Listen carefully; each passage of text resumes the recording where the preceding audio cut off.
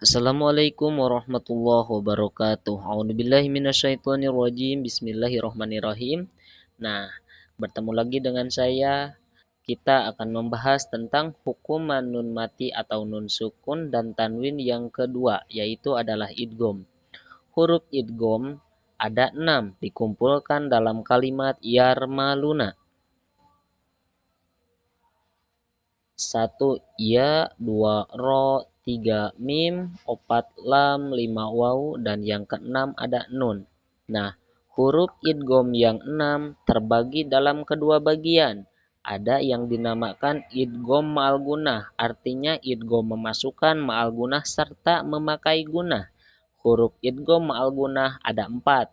Yang pertama ya, yang kedua nun, yang ketiga mim, dan yang keempat waw.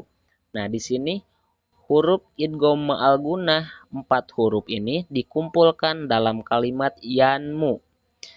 Yang kedua bagian ada idgham bila gunah. Nah, teman-teman, huruf idgham bila gunah ada 2, ada lam dan ro. Huruf idgham bila gunah ada 2 ya, teman-teman, lam dan ro. Jadi semuanya huruf idgham itu ada 6. Balik lagi ke yang tadi, 1 iya, 2 ro, 3 mim, 4 lam, 5 waw, dan yang keenam nun. Nah, huruf yang 6 ini terbagi dua bagian ya, teman-teman. Ada idgham ma'al gunah, hurufnya ada 4. Ada juga idgham bila gunah, hurufnya ada 2. Nah, ini ada qaidah idgham. Qaidah yang menerangkan bahwa idgham itu termasuk dalam hukuman nun sukun dan tanwin yang nomor kedua, dan yang menyebutkan bahwa huruf idgham itu ada 6. Nah, ini dia kaidahnya. Dalam kitab Tuhfathul Atfal yang berbunyi wasani idghamun bisitatin atat fiyar miluna ingdahu qad sabatat. Nah, ini dia teman-teman kaidahnya dalam kitab Tuhfathul Atfal. Nah, kembali lagi ke yang tadi. Yang pertama atau yang ke-1 idgham ma'al gunah.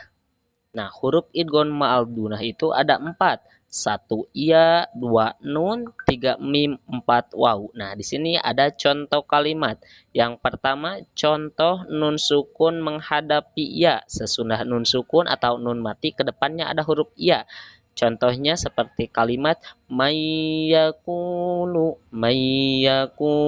Nah, itu contoh nun mati atau nun sukun ke depannya ada huruf ya. Nah, lanjut contoh yang kedua, teman-teman. Nih, di sini ada tanwin ke depannya ada nun. Tanwin menghadapi nun. Nah, contohnya seperti lafaz waman nurid. Waman nurid. Nah, lanjut contoh yang ketiga, tanwin menghadapi mim. Nah, sesudah tanwin ke depannya ada huruf mim. Masalamma, masalamma. Nah, tanwin menghadapi mim itu idgham. Gisawatu walahum. Nah, di sini ada tanwin ke depannya ada huruf waw. Nah, tanwin menghadapi waw itu sama idgham. Seperti lafaz gisawatu walahum. Nah, hukum membaca idgham ma'al gunah, teman-teman, adalah panjang, 2 harkat.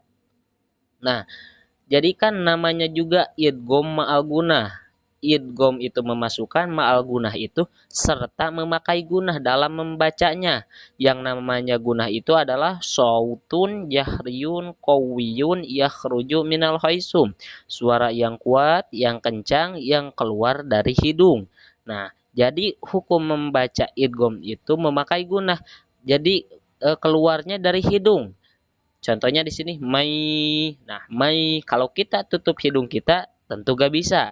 Nah, mai yaqulu wa man nurid masalam ma gisawatu walahum. Nah, panjang 2 harkat. Ini dalam kaidah dalam kitab Tuhfathul Atfal, kaidah idgham ma'al gunah. lakinnaha kismani kismun yudgoma fihi bigunnatim biyan mu'lima. Nah, ini kaidahnya terdapat dalam kitab Tuhfathul Atfal, kaidah idgham ma'al gunah. Nah, yang kedua bagian ada yang dinamakan idgham bila gunah. Huruf idgham bila gunah ada dua, yaitu lam, yang kedua ro. Nah, seperti contoh kalimat berikut, walakin la ya'lamun, walakin la ya'lamun. Nah, di sini contohnya nun sukun atau nun mati bertemu lam. Nah, sesudah nun sukun kedepannya ada lam. Nah, itu termasuk idgham, tapi idghamnya idgham bila gunah. Artinya idgham itu memasukkan, bila gunah tidak memakai gunah. Jadi idgham bila gunah ketika mengucapkannya tidak memakai gunah. Nah, seperti contoh kedua, min samaratir rizqa, min samaratir rizqa. Nah, hukum membaca idgham bila gunah pendek ya teman-teman, satu harkat.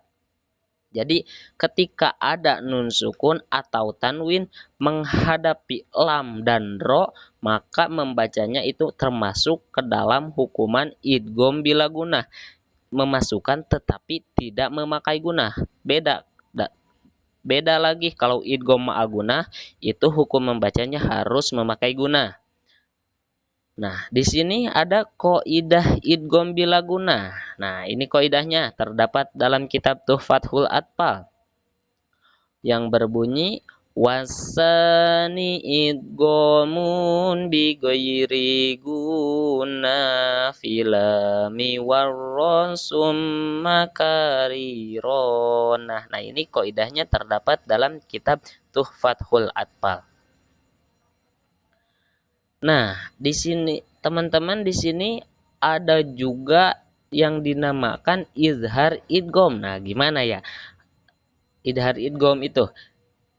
Izhar idgham ketika mudgham dan mudgham pihnya itu ada dalam satu kalimat. Nah, ketika huruf idgham dan nun sukun atau tanwinnya itu ada dalam satu kalimat. Nah, seperti contoh berikut, lafaz dunya. Dunya itu hukum membacanya meskipun harusnya kan nun sukun menghadapi ia termasuk ke dalam idgham ma'al gunah, tetapi ketika ada nun sukun dan ianya atau huruf idghamnya terdiri dalam satu kalimat, maka hukum membacanya harus dibaca izhar. Tidak boleh dibaca idgham ma'al gunah, tapi harus dibaca idhar. Idhar itu dalam artian jelas. Apanya yang harus dibaca jelas? Yaitu nun sukunnya atau tanwinnya. Seperti di sini dunya, dunya. Nah, tidak boleh dibaca duya, tapi dunya. Contoh yang kedua ada kalimat sinwanin, sinwanin. Nah, tidak boleh dibaca siwanin, tidak boleh diidghamkan. Meskipun harusnya ini termasuk dalam hukuman idgham. Nah, tetapi harus dibaca jelas. Apa dibaca idhar? Sinwanin, sinwanin. Tidak boleh dibaca siwanin, tapi sinwanin. Nah, selanjutnya contoh yang ketiga ada kinwanin, kinwanin. Nah, di sini kinwanin ini nun sukun ke depannya ada waw, harusnya kan kiwanin. Tapi di sini harus dibaca jelas. Alasannya mudgham dan mudgham pihnya ini terdiri dalam satu kalimat. Nun sukun dan huruf idghamnya ada dalam satu kalimat. Maka hukum membacanya harus dibaca jelas nun sukunnya. Kinwanin, tidak dibaca kiwanin. Nah, itu dia teman-teman. Jadi kesimpulannya ketika ada nun sukun dan tanwin menghadapi huruf idgham yang 6 diantaranya ya, ro, mim, lam, waw, dan nun itu kan harus dibaca idgham, artinya dimasukkan. Adapun idghamnya idgham ma'al gunah, hurufnya yang 4 ya, nun, mim, dan waw. Adapun idghamnya idgham bila gunah, lam dan ro. Nah, itu hukum membacanya harus diidghamkan, harus dimasukkan. Tetapi ketika nun sukun dan huruf idghamnya terdiri dalam satu kalimat, seperti contoh di sini, maka hukum membacanya itu harus dibaca izhar, dalam artian harus dibaca jelas. Yang harus dibaca jelasnya adalah nun sukunnya atau tanwinnya. Nah, itu yang dinamakan izhar idgham. Nah, di sini ada qaidahnya. Qaidah yang menerangkan izhar idgham itu sendiri dalam kitab Tuhfatul Atfal yang berbunyi illa idza kana bikilmatin fala tudgim kadunya summasin wanin tala. Nah, mungkin teman-teman dalam video kali ini cukup sampai di sini. Untuk video berikutnya saya akan menerangkan ikhlab dan ifa. Bagi teman-teman yang sudah subscribe channel saya ucapkan terima kasih.